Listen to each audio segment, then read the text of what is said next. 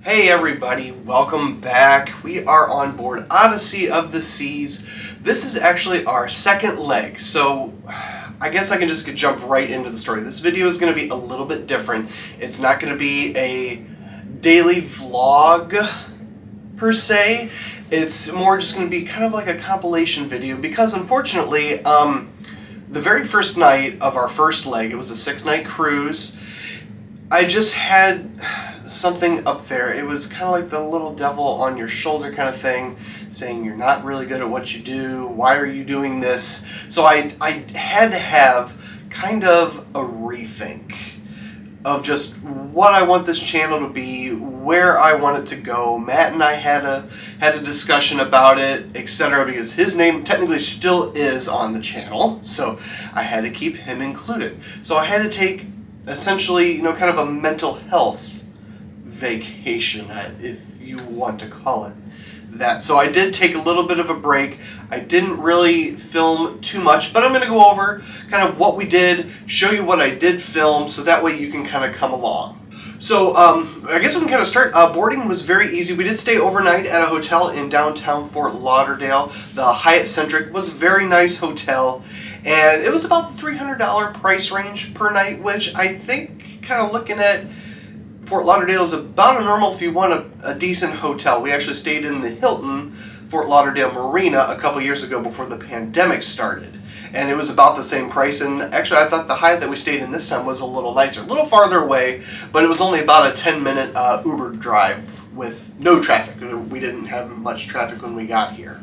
But boarding was very good. It was very easy and a lot less stressful than our cruise on Symphony last September in Miami. That was just, I don't even know how to explain that anymore. We were there for like at least an hour and a half waiting to board the ship. This one, it seemed like just a completely normal sailing. We did the security check through, got checked into the cruise, scanned our CPAS card, walked up the gangway, got on the ship, and we were all so excited because this is our very first Quantum class ship, and it is beautiful. I did no research, didn't watch any ship tours, no vlogs, nothing. It was, this is just me. Matt did. He watched everything, but I did not watch anything, and this ship is absolutely beautiful. I can't even really describe how excited I was when we actually first got on the ship.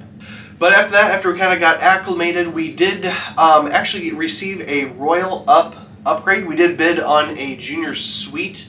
We had originally had it was just an obstructed balcony guarantee room, which we did before we even got a royal up. We got assigned a regular balcony, so that was kind of a nice upgrade to begin with. But we did receive a royal upgrade to a junior suite, and that room was beautiful. I do have a ship tour. I did make one of those on the junior suite, so if you want to watch that, we'll have that available shortly.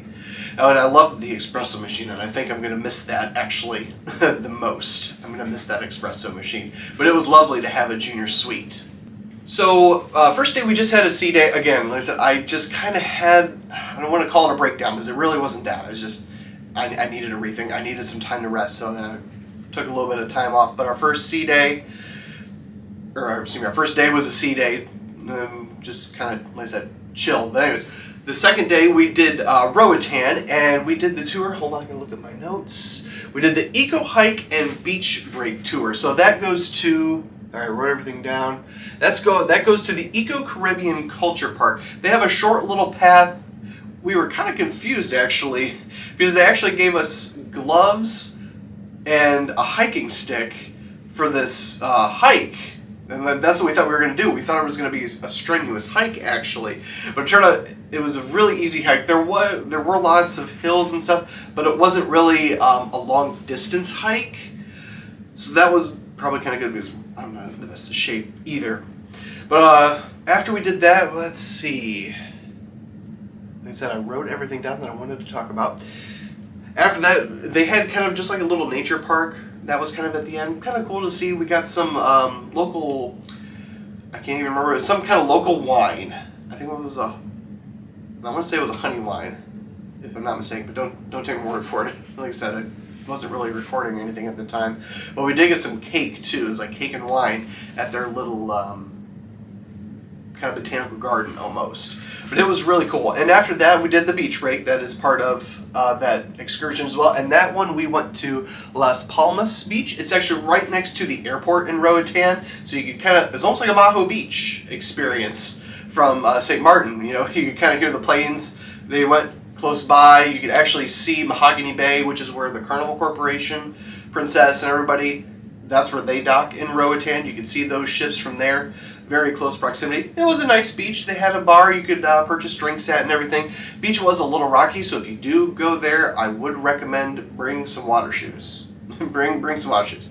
Not needed at that beach, but especially if you want to go into the water at all, bring some water shoes. Our next stop was Cozumel, Mexico. Haven't been here since before the pandemic either, and I finally got to go to Mr. Sancho's. I wanted to do that last time. Didn't get tickets enough in advance, so if you do want to go to Mr. Sancho's, which I think you should go to Mr. Sancho's, make sure you pre-book your tickets there. It's just a $5 deposit. It is direct through their website, and you pay the remaining balance there when you get to the location. And I believe when we booked it, and I think it's their normal price, I think it was $60 or $65. But anyways, Mr. Sancho's, for that price, you get almost everything that they offer there. You get table and chairs or loungers. You can kind of choose. You basically can tell them where you want to sit. You get a dedicated server at that table, and you get unlimited drinks, and that is alcoholic and non-alcoholic.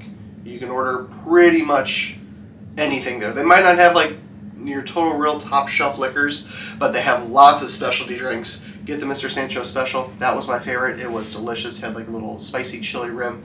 Loved it. It was so good, and the service especially was great. Obviously, they have beautiful ocean views there that you can watch at your table or beach chair. Or they also do have 2 pools available to everybody with swim-up bars, so you don't have to worry about where's my server at? I need a drink. You just go up to the bar, get a drink. And listen, these were different servers than like our dedicated table server was, but it was the same level of service. It was absolutely fantastic. And don't forget to tip your waiters there. We definitely did because, again, they were amazing at Mr. Sancho's. I really can't praise them enough. We will definitely be going back very soon, even though we don't have one booked at Cozumel. Anyways, yeah, if you like the kind of all-inclusive, you know, kind of resort feel, and you do like cruising, like we do, definitely would recommend Mr. Sancho's. Go there, at least try it out once. If you don't like it, I know everybody's different, but I think most people, I've heard lots and lots of positive reviews on Mr. Sancho's from different people, from different cruise lines, and it is good. Oh, also, I would say, too, for Mr. Sancho's, you can never book them through the ship. They just don't do that. So you have to book it directly through Mr. Sancho's website. Sometimes you can get discounts on other third-party websites, but that's up to your choice, your discretion if you want to choose that way. No transportation is included as well, so you do have to get a taxi. Ours for 4 people was $17 plus tip per way. So not too bad, but you do, remember, you do have to go get a taxi, but they have them very easily accessible and ready to go at the port when you get there. The taxis are just lined up and they just call one over, you get in, so you don't really have to wait or anything. But yeah, again, if you haven't tried Mr. Sancho's, I would definitely recommend going. And our last stop was Perfect Day at CocoCay. It was just as beautiful as ever as when we went there in this previous September with Symphony of the Seas, which actually she was docked with us on this time. We did not do anything paid this time at Perfect Day. Just kind of, we did what the area was called, Chill Island. It was a little too windy to snorkel, so I did not snorkel, unfortunately. It was kind of rough, but we could get in the water, and the water was, I don't want to say frigid. It was a typical February, you know, could have been cooler, could have been warmer kind of thing. So I don't really have too much to say about CocoCay, except I forgot I did try the Snack Shack, and I did the little hack that I know a lot of people have been talking about, where you just get a plain chicken, crispy chicken sandwich, and get an order of mozzarella sticks, combine the sandwich, put some mozzarella sticks on top, and the marinara sauce. Boom, you have a chicken parm. It was actually really, really good. So if you like chicken parm, do that little hack if you ever are on CocoCay. So moving on to the onboard shows. First we went to, when did we go to the first day? Was the book. I do have a little bit of footage here, and we are going to go see it on our second one because these shows on Odyssey of the Seas are absolutely fantastic. I mean, they spared no expense, especially in the form of technology on these shows on board Odyssey. But the book, it's kind of like a little, I want to say almost like fantasy-esque kind of timeline. There's this, I have no idea what you actually want to call it, just kind of, you know, conductor, I guess, if you will. Conductor, and you have 7 chapters in the whole show, and it's just kind of like different scenes that kind of move through. There's no real storyline per se, but just some of the way they use the technology in the 270 lounge was just absolutely fantastic. So if you're on board Odyssey, that is definitely one of my recommendations for shows to go see. The book in 270. Second show we went and saw was called, I want to make sure I say this right, The Effectors. So it's, I know a lot of people say it's like a kind of a Marvel comic spin-off. Yeah, I get where they're coming from with that. I really do. But again, this show had a lot of technology in it, lots of lasers. Yeah, lots of lasers. And this is another one that they're big on now is kind of the drones, and they have the little lights on them and they fly around. That's really cool to look at, but I was kind of more impressed by the lasers. And they have like tracking lasers, you know, that follow people, etc. It's really hard to explain. I didn't get any shots of that. We're going to go see it again because that was such a great show that we want to see it a second time. So if that doesn't say anything or try to convince you to go see it, I don't know what will. Third show was the Tap Factory. That was kind of, if you ever remember from like the 90s, early 2000s, the Stomp, which I think that's still a thing. That's kind of like the same thing, you know, just a couple guys and banging around on stuff, all percussion, but they do have a little comedy in it. It was cute. We're probably not going to go see it again on our second leg here, but especially if you're only on board for one sailing, like most people are, I would go see it. And I said, it was not bad at all. It just, that's not something we would want to go see again. But again, the entertainment and everything on Odyssey has been great, and also too with the Tap Factory. Last but not least was Showgirls Past, Present, and Future. And let me just say, wow, that was really cool. And we had the privilege actually of seeing the very first cast that was on this ship. They've been on here for 10 months. We got to see their very last performance on this. They actually also did the Effectors as well. That was their last performance of that show for that cast as well. But they also do the Showgirls, and it was their very last show. They got off the ship basically with everybody who got off on our first leg. But that Showgirls one, it's so cool the way they just mix music from, you know, early 1900s, even, you know, the 20s, and mix it with, you know, modern day pop, hip hop, stuff like that. That is definitely a go see. I do have a couple clips. I'm sure I probably edited them in there, and it is really cool to see that show. It was absolutely fantastic. That is another one I think we are also going to go see again on this second leg as well. Alright, specialty dining. I know a lot of people talk about this as well. We did go, as we did on our previous cruise, to Chops Grille. We did the lunch menu. It is a reduced menu if you do the lunch, and I know that's tempting for a lot of people, us included, because it's a lower price. You know, they're more tempted by that, but you do get a reduced menu. Not as many appetizers. I think a couple of the side dishes are also not there, and same for the cuts of meat for your entree. I just usually get the filet. That's what I always recommend. It is still delicious though, even for Chops. We had great service there. Beautiful food. Would definitely, absolutely, I'm saying a lot of these positive words, do Chops again. Second, we did Wonderland. Feels like we're repeating Symphony, aren't we? But we didn't have the greatest experience in Wonderland. It was a complete 180 from our experience on board Symphony in their Wonderland. The food, it was good. No real complaints there. It was food. Nothing was bad about the food. What kind of spoiled it was the service.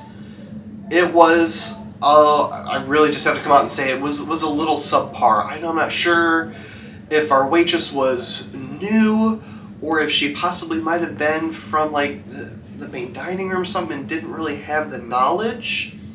Because last time we went to Wonderland was our first time, we were kind of guided. Yeah, they have a menu. You have to show what you're going to get, or what you can get. But Wonderland's imaginative cuisine is what they market it as. So we really think you need a guide to say, hey, what don't you like? I'm not going to bring you that. And that's essentially what our experience was before. They asked what we don't like, said if we didn't like anything. He's like, is it okay if I just bring you all the recommendations? Absolutely, sure. And we had a great experience. This one, basically, we got our menus, we did the whole little paintbrush, to reveal it, and the waitress just asked, okay, what do you want?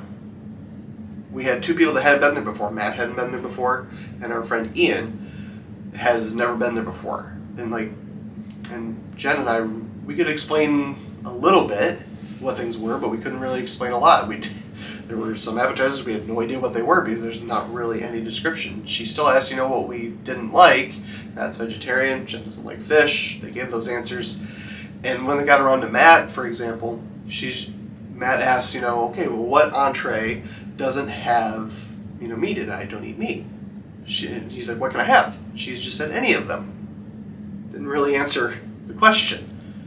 They accommodated. They really did. They gave Matt some vegetable tempura. The kind of deep fried vegetables. It was pretty good. Like I said, the food was fine, but the service was just lackluster. So we don't talk about Wonderland on this cruise very much anymore. All right, Sea Day activities. What's the first one we did? First one we did is the North Star, exclusive to Quantum class, any Quantum class ships. And it's the thing where you go up in the little gondola, it goes up, and it can swing to the left and to the right. We did it on a Sea Day. It is a charge. I believe it was $30 per person. Don't quote me on that. Can't remember exactly what it was, but it was charged. But when you do it on a Sea Day, you do get to swing out on either side of the ship, which is really cool. It is a little bumpy, but it's not too bad. You're not really going to get motion sick. It's just the motion of the ocean, basically. But wonderful, wonderful views of the entire ship, and way out you could see miles and miles and miles on that. So I'll say, if you do not want to pay for that, they do offer it complimentary on port days, but they don't swing out. For obvious reasons, you're in port, you can't really swing out, but you do get beautiful views even if you just go straight up. All right, second one was bumper cars. I did film some of this. This is really cool. This kind of exceeded our expectations as far as bumper cars go. And they were, I don't want to say a lot faster than what we thought they were going to be, but they were basically normal bumper cars. You could hit pretty hard, so I'm just going to let the footage kind of explain for itself.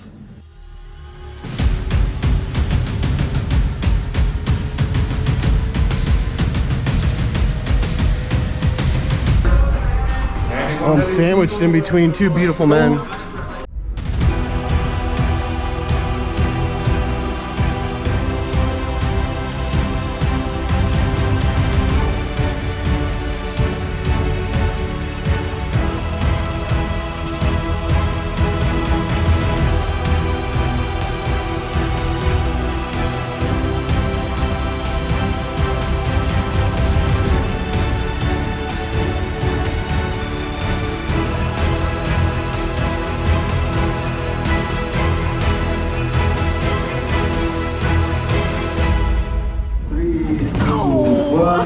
Thank you.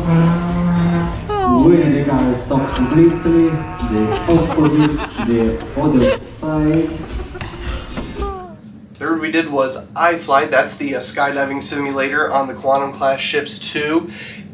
It was nerve-wracking. It really was. But I actually thought it was easier than the Flow Rider, for example, because you don't have the water in your face. You can at least, see kind of what you're doing. But you are with the instructor there in the little wind tunnel with you. You don't really get to do a whole lot, so if that's something that makes you nervous, I say don't be nervous. They're there. They're basically almost holding on to you and kind of guiding you, and you just have to get into that skydiving position, and they just kind of move you and make sure your arms are in the right position. But it's very helpful. That was a charge. That was, I do remember, $50, which was worth it. It really was to do it one time. And actually, there is a complimentary version of that too, but you only get I believe 1 minute in the wind tunnel.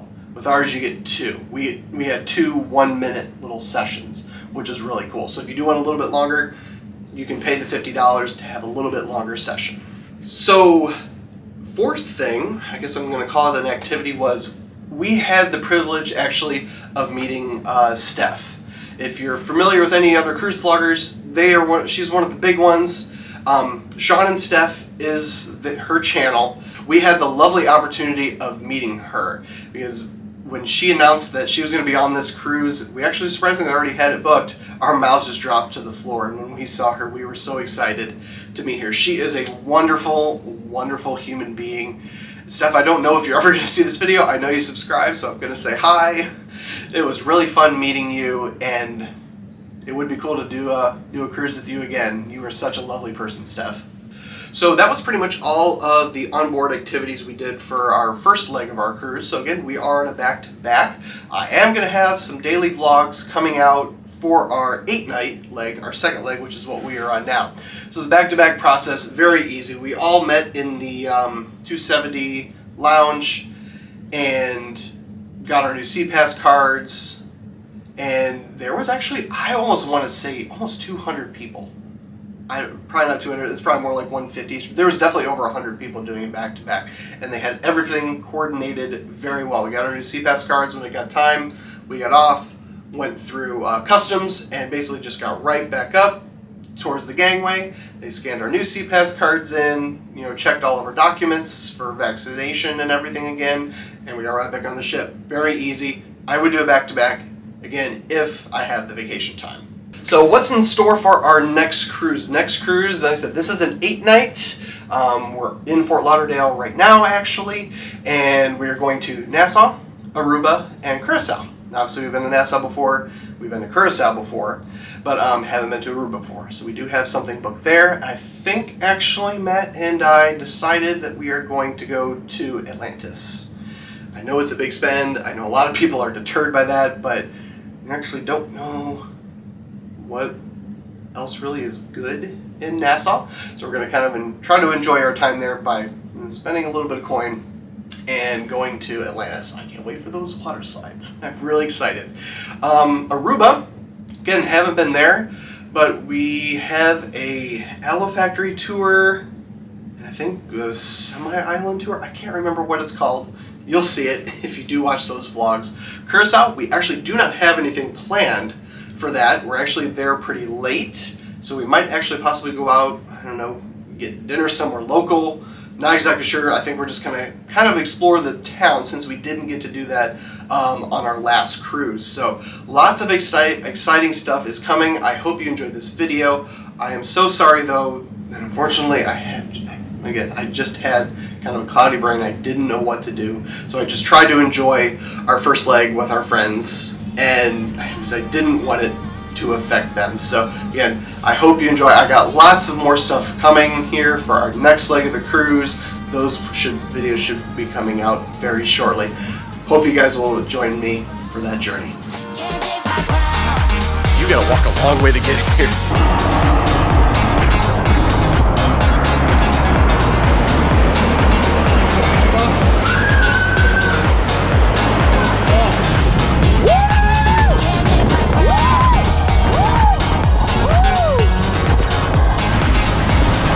Oh shit, we're going back here.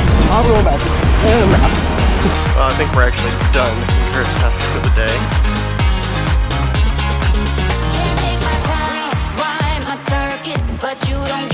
But it's connected with the Church of Scientology.